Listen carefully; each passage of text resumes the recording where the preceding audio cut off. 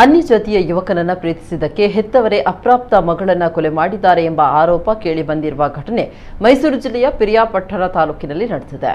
ದ್ವಿತೀಯ ಪಿಯು ವಿದ್ಯಾರ್ಥಿನಿ 17 ವರ್ಷದ ಹುಡುಗಿ ಕೊಲೆಯಾದ ದುರ್ದೈವಿಯಾಗಿದ್ದು, ಘಟನೆಯಲ್ಲಿ ಬಾಲಕಿಯ ತಂದೆ ತಾಯಿಯನ್ನ ಪೊಲೀಸರು ವಶಕ್ಕೆ ಪಡೆದುಕೊಂಡಿದ್ದಾರೆ. ಮೃತ ಯುವತಿ ಪಕ್ಕದ ಗ್ರಾಮದ ಯುವಕನನ್ನ ಪ್ರೀತಿಸ್ತಾ ಇದ್ಲು ಎನ್ನಲಾಗಿದ್ದು, ಇವರಿಬ್ಬರ ಪ್ರೀತಿಗೆ ಯುವತಿ ಪೋಷಕರು ವಿರೋಧ ವ್ಯಕ್ತಪಡಿಸಿದ್ರು. ವಿರೋಧದ ನಡುವೆಯೂ ಮದುವೆಯಾಗಲು ನಿರ್ಧರಿಸಿದ್ದ ಯುವತಿ ಪ್ರಿಯಕರಣಿಗಾಗಿ ಮನೆ ಬಿಟ್ಟು ಬಂದಿದ್ಲು.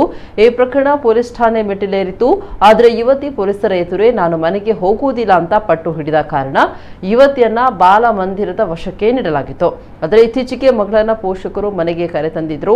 ಈ ನಡುವೆ ನಿಗೂಢವಾಗಿ ಕೊಲೆಯಾಗಿರುವ ಯುವತಿಯ ಮೃತದೇಹ ಗ್ರಾಮದ ಜಮೀನಿನಲ್ಲಿ ಪತ್ತೆಯಾಗಿದೆ. ಈ ಕುರಿತು ಮಾಹಿತಿ ಲಭಿಸುತ್ತಿದ್ದಂತೆ ಸ್ಥಳಕ್ಕೆ ಆಗಮಿಸಿದ ಪೊಲೀಸರು ಪರಿಶೀಲನೆ ನಡೆಸಿ ತಂದೆ ತಾಯಿಯನ್ನ ವಶಕ್ಕೆ ಪಡೆದುಕೊಂಡಿದ್ದಾರೆ. ಈ ವೇಳೆ ತಮಗೆ ಅವಮಾನ ಮಾಡಿದ್ದಕ್ಕೆ ತಾವೇ ಮಗಳನ್ನ ಕೊಲೆ ಮಾಡಿದ್ದಾಗಿ ಪೊಲೀಸರಿಗೆ ತಿಳಿಸಿದ್ದಾರೆ ಎನ್ನಲಾಗಿದೆ. ಘಟನೆ ಸಂಬಂಧ ಪಿರಿಯಾಪಟ್ಟಣ ಪೊಲೀಸ್ ಠಾಣೆಯಲ್ಲಿ ಪ್ರಕರಣ ದಾಖಲಿಸಲಾಗಿದೆ.